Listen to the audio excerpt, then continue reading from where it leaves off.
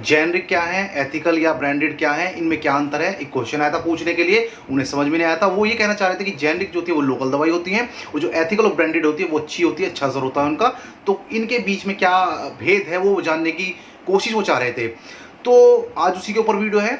तो मैं आपको बता दूं, देखिए जेनरिक और एथिकल दोनों ही कंपनी की दवाई है भाई।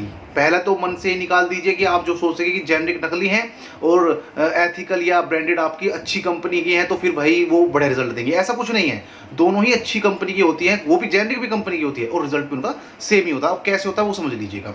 सपोज कीजिए कि एक सर दर्द की एक मैं दवाई बनाना चाह रहा हूँ। मैं एक कंपनी खोली है मैंने, और किसी को सर दर्द रहता है, तो मैंने एक दवाई बनाने की कोशिश की, ऐसी दवाई बनाने की कोशिश की कि वो सर दर्द को खत्म कर दे जल्द ही, अच्छे से अच्छा रिजल्ट रहे, कोई उल्टी वगैरह दस्त वगैरह ना लगे उसे खा करके, साइड इफेक्ट ना हो, अच्छा रिजल्ट दे, दर्द वगैरह ठीक हो जाए जल्दी से।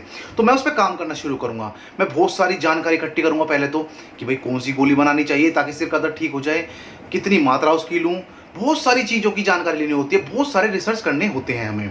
फिर क्या होता है, हमें करने होते हैं बहुत सारे टेस्ट। पहले एनिमल ट्रायल, खरगोश पे कर दिया, बंदर पे कर दिया, चूहों पे कर दिया, इसका असर क्या है, वहां पर परफेक्ट हो गया, ठीक हो गया रिजल्ट। काफ़ी टाइम लगता है इसमें, ये नहीं कि चूहे को गोली दे दी, पहले आधी गोली देके देखेंगे, फिर पूरी गोली देके देखेंगे, अलग अलग मात्रा देके देखेंगे भाई। ऐसा नहीं है कि बस एक गोली दी और ट्रायल हो गया, ऐसा नहीं, बहुत टाइम लगता है इन चीज़ों में। उससे हट करके फिर आते हैं ह्यूमन ट्रायल पर, यानी कि फिर इंसानों पर। महिला है, पुरुष है, बच्चा है, बूढ़ा है, जवान है, सभी को उसमें बांटा जाता है कैटेगरी में।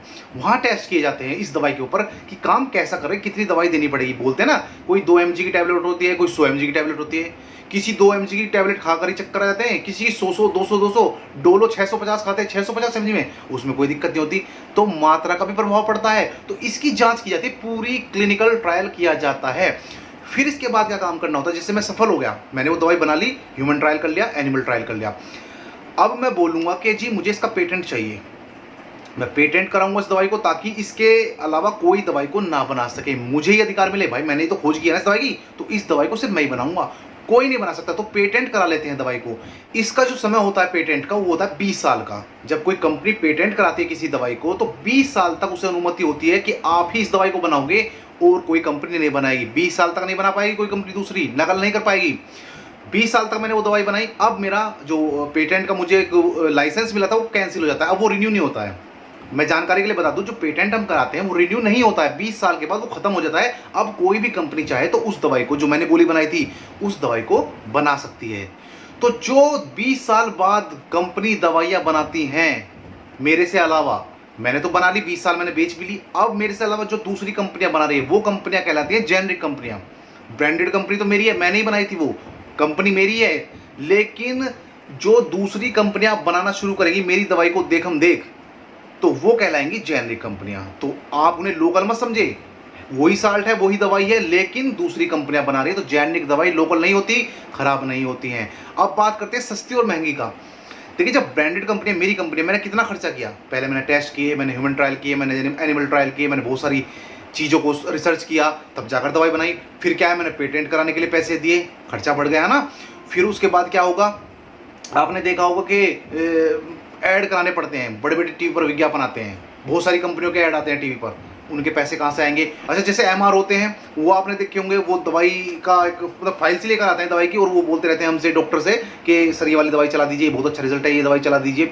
मेरे पास भी आते हैं। तो एमआर को खर्चा कौन दे रहा है, वो जो एमआर कंपनी का नाम बता रहे हैं आके, तो उनका खर्चा कौन दे रहा है भाई, वो भी कंपनी देगी। तो कितना सारा खर्चा हो गया। अब वो कंपनी क्या काम करेगी, दवाई का रेट ज़्यादा बढ़ा देती है ताकि उसका खर्चा निकल सके। आप किसी साड़ी की दुकान पर गए हो तो आपने एक चीज़ नोट करी होगी, किसी भी कपड़े वाले की दुकान पर वो कोल्ड ड्रिंक ला कर रख देते हैं आपके पास, लीजिए सर कोल्ड ड्रिंक पीजिए, लीजिए सर चाय पीजिए, लीजिए सर पानी पीजिए। तो वो जो खर्चा है ना कोल्ड ड्रिंक का, वो साड़ी में, कपड़ों में पहले जोड़ दिया गया है।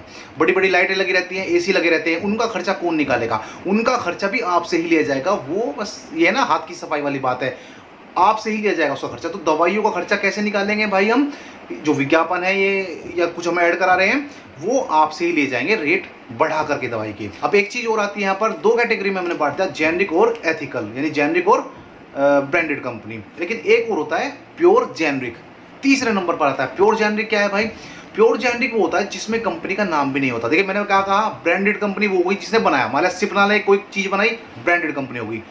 20 साल बाद रैनबैक्सी ने उसकी देखम देख दवाई बनाई, वो हो गई जेनरिक कंपनी। कंपनी है वो। अब प्योर जेनरिक क्या होती है, जैसे आपने देखा होगा अस्पतालों में गए होंगे सरकारी में, वहां पर बस सरकार का नाम लिखा रहता है, उत्तर प्रदेश सरकार, मध्य प्रदेश सरकार, लेकिन दवाई का नाम नहीं होता है, सिर्फ लिखा रहता है paracetamol 325 mg, paracetamol 500 mg, paracetamol 650 mg, लेकिन कंपनी का नाम नहीं होता। अस्पताल की सरकारी जो दवाइयां होती हैं उन्हें चेक कीजिएगा, कैल्शियम की मिलती है, आयरन की मिलती है, डॉक्सीसाइक्लिन है या फिर मिथाइल प्रेडनिसोलोन है, इनमें क्या होता है वो नाम नहीं रखते हैं, वो डायरेक्ट साल्ट के नाम पर बेचती हैं। लेकिन अब बात करें कि असरकारक कौन सी होती है, प्योर जेनरिक या फिर ब्रांडेड, भाई सारी ही असरकारक होती हैं। मैंने बताया ना कि मैंने पैसे ज़्यादा कर दिए दवाई के क्योंकि मुझे खर्चा ज़्यादा लगा था, उसमें ब्रांडेड कंपनी थी। जेनरिक को ऐड नहीं कराने थे, उसने थोड़े कम कर लिए, और प्योर जेनरिक को तो बिल्कुल ही कोई मतलब ही नहीं होता है, कोई एडवर्टाइज होता ही नहीं, वो तो सरकारी अस्पताल में फ्री में ही इस तरह से मिल जाती हैं, तो वो होती है प्योर जेनरिक। तो आपने समझ लिया होगा जेनरिक, एथिकल, ब्रांडेड जिसे बोल देते हैं, या फिर प्योर जेनरिक में अंतर क्या है। यही अंतर है इसमें, यही इसी वजह से सस्ती महंगी हो सकती है ये। अगली वीडियो में जल्दी मुलाकात होगी, तब तक स्वस्थ रहे, मस्त रहे, तंदुरुस्त रहे। आपका दिन शुभ हो। नमस्कार, धन्यवाद।